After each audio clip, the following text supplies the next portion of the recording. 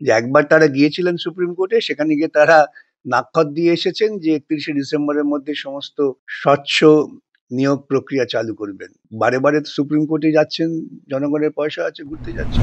ওর কাছে আইনটাই হচ্ছে, বেআইনটাই হচ্ছে ওর কাছে আইন। উনি যখন বলেন আইন মেনে কাজ করবো, তখন নিশ্চিত থাকতে পারেন যত রকম বেআইনি কাজ আছে উনি করবেন। প্রক্রিয়াটা দুর্নীতির, যেখানে যোগ্য অযোগ্য বলে মমতাকে আড়াল করার চেষ্টা করা হচ্ছে। সুপ্রিম কোর্ট, হাইকোর্ট কাউকে যোগ্য অযোগ্য বলেননি, বলেছেন নিয়োগ প্রক্রিয়াটাই দুর্নীতিগ্রস্ত, তাই সব বাতিল। সুতরাং এই যোগ্য অযোগ্য ঢাক পিটিয়ে মমতার হয়ে দালালি করে লাভ নেই। অবশেষে আমরা যেমনটা দেখতে পাচ্ছি, এই যে 26,000 চাকরি বাতিল মামলা, রাজ্যের পক্ষ থেকে রিভিউ পিটিশন ফাইল করা হয়েছে, কি বলবেন আপনি সে বিষয়ে? এর আগেও রাজ্য একটা দরখাস্ত করে সুপ্রিম কোর্টের কাছে বলে এসেছে যে আমরা 31শে ডিসেম্বরের মধ্যে নিয়োগ প্রক্রিয়া শেষ করব, এবং সে ব্যাপারে সুপ্রিম কোর্ট তাদের হলফনামা দাখিল করতে বলেছে। তারপরেও তারা আবার জনগণের পয়সা খরচা করে দিল্লি বেড়াতে যাচ্ছেন। সেটা তাদের ইচ্ছে, সেই ইচ্ছে তো আমি বাধা দিতে পারবো না। কিন্তু এই রিভিউর ফলে কি আদতেও কোনো লাভ হবে? সেটা বিচারপতিরা ঠিক করবেন, আমি কি করে বলি। আমার মতে তো টেকে না। কিন্তু আমরা যেমনটা জানি যে মধ্যশিক্ষা পর্ষদের থেকেও একটি আর্জি করা হয়েছিল, সেই আর্জি বহাল রাখতেই 31শে ডিসেম্বর পর্যন্ত আনটেন্ডেড ক্যান্ডিডেটদের চাকরির বহাল রয়েছে। তাহলে এই রায়ের পর কি রিভিউ পিটিশনে কোনো কাজ হবে? আমি তো সে কথাই বললাম, আমি তো প্রথমেই সেটা বললাম যে একবার তারা গিয়েছিলেন সুপ্রিম কোর্টে, সেখানে গিয়ে তারা নাকখত দিয়ে এসেছেন যে 31শে ডিসেম্বরের মধ্যে সমস্ত স্বচ্ছ নিয়োগ প্রক্রিয়া চালু করবেন। তো বারে বারে সুপ্রিম কোর্টে যাচ্ছেন, জনগণের পয়সা আছে, ঘুরতে যাচ্ছেন। কিন্তু মুখ্যমন্ত্রী তো একেবারে স্পষ্ট জানিয়ে দিয়েছিলেন যে আইন মেনে তিনি সব পদক্ষেপ নেবেন, একজন যোগ্যরও চাকরি যাবে না।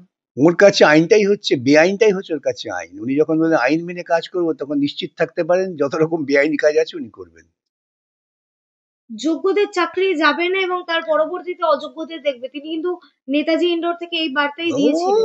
পাগলের প্রলাপ, পাগলের মতো কথা বলে, ওর কথার গুরুত্ব দিয়ে আলোচনা করার মতো সময় আমার নেই। 31শে মের মধ্যে পরবর্তী পরীক্ষার যে কর্মসূচি সেটা করতে হবে, এমনটাই সুপ্রিম কোর্ট জানিয়েছিলেন। ঠিক তার আগেই রিভিউ পিটিশন। সেটা তো ওদের ব্যাপার, ওরা কার বুদ্ধিতে চলছে, কার পরামর্শ চলছে, এটা আমি কি করে বলবো। কিন্তু আইনি কোনো সমস্যার সম্মুখীন হতে হবে না? আমার আমার দৃষ্টিতেও কোনো রকম সুবিধা হবে না এখন। ওরা অন্য কারো পরামর্শ নেবেন, তারা ওদের পরামর্শ দেবেন যে আরে সরকারি টাকা খরচা করুন না, কি যায় আসে। সরকারি টাকা খরচা করেই তো 26,000 জনজীবন আজকে রাস্তায়। আরো আগামী দিনে 26 লক্ষ জনজীবন রাস্তায় দাঁড়াবে। এখনো 32,000 চাকরির মামলা পেন্ডিং। আছে, বেআইনি কাজ করলে পরে বেআইনি ভাবে চিহ্নিত হলে সব চাকরি যাবে, তার কি আছে। কিন্তু স্যার, যারা ওই 26,000-এর মধ্যে কিছু তো যোগ্য থাকবে। প্রক্রিয়াটা দুর্নীতির, যেখানে যোগ্য অযোগ্য বলে মমতাকে আড়াল করার চেষ্টা করা হচ্ছে। সুপ্রিম কোর্ট, হাইকোর্ট কাউকে যোগ্য অযোগ্য বলেননি, বলেছেন নিয়োগ প্রক্রিয়াটাই দুর্নীতিগ্রস্ত, তাই সব বাতিল। সুতরাং এই যোগ্য অযোগ্য ঢাক পিটিয়ে মমতার হয়ে দালালি করে লাভ নেই। কিন্তু এই প্রসঙ্গেই একেবারে সঞ্জীব খান্নার রিটায়ারমেন্টের যেমন আমরা জানি, ঠিক তার আগেই রিভিউ পিটিশন। এই মামলা তো খারিজ হওয়ারও সম্ভাবনা রয়েছে। হতে পারে, সবকিছু সম্ভাবনা আছে। তাহলে মুখ্যমন্ত্রী সেই 26,000 জনজীবন নিয়ে খেলছেন বলছেন? এটা আজকে থেকে, আমি তো প্রথম দিনই বলেছি, এটা নতুন করে বলার কি আছে।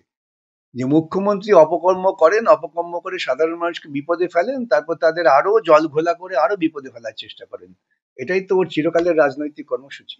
কিন্তু মুখ্যমন্ত্রী তো একের পর এক আশ্বাস দিয়েছেন তাদের ও, বিভিন্ন এটা গিয়ে বৈঠকে। ওকে জিজ্ঞাসা করুন যে আশ্বাস দিচ্ছে তাকে, যে কেন আশ্বাস দিচ্ছেন, কার ভিত্তিতে আপনাকেও দিচ্ছেন। তো আইসোলেটেড করার কথা আপনি বলেছেন। আইসোলেটে বসে আছেন আপনার মুখোমুখি। মুখ্যমন্ত্রী তো বারংবার এই চাকরি যাওয়া নিয়ে আপনাদের নিশানা খুব করেছেন। ভালো কথা, নিশানা করুন না, আমার কোনো আপত্তি নেই, আরো নিশানা করুন, দিবারাত্রি নিশানা করুন, তাতে কিচ্ছু বিচলিত হওয়ার মতো নেই। কিন্তু সেই জায়গায় তো তিনি নিজেই 26,000 জনজীবনকে রাস্তায় বসিয়েছেন। ওই একই কথা ঘুরে ফিরে প্রশ্ন করছেন, উত্তর যা দেওয়ার দিয়ে দিয়েছি।